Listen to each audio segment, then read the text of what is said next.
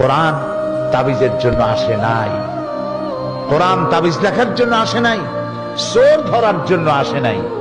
আমরা কোরআনের কাছে কখন যাই? মসজিদের ইমাম সাহেব মৌলানা সাহেবের কাছে যাই, হুজুর আমার তো বইয়ের স্বর্ণের চেন চুরি হয়ে গেছে, একটু চাউল পোড়া দেন। বিশ্বাস করুন, চাউল পোড়া দিয়া যদি চোর ধরা যেত, অন্তত মুসলিম রাষ্ট্রগুলিতে পুলিশের চাকরি থাকতো না। সমস্ত মুসলিম দেশের খানাগুলিতে চাকরি হতো মৌলভী সাহেবদের। সেখানে বস্তায় বস্তায় চাউল দিয়ে বলা হতো, আপনারা চাউল পড়বেন আর চোর ধরবেন।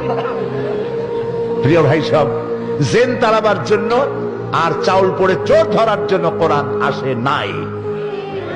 কোরআন এসেছে একটি সুখী, সমৃদ্ধশালী, শোষণ মুক্ত, দুর্নীতি মুক্ত, একটি ভীতিহীন, নিরাপত্তাপূর্ণ, একটি সমৃদ্ধশালী রাষ্ট্র উপহার দেওয়ার জন্য কোরআন এসেছে।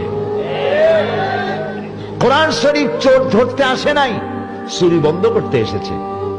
কোরআন ডাকাত ধরতে আসে নাই, ডাকাতি বন্ধ করতে এসেছে। কোরআন খুনিকে ধরতে আসে নাই, কোরআন অবৈধ রক্তপাতকে বন্ধ করে দেওয়ার জন্য এসেছে।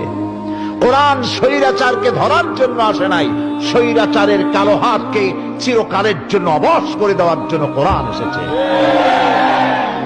এটি হচ্ছে সেই কোরআন। দুর্ভাগ্য, সেই কোরআন বুঝি না।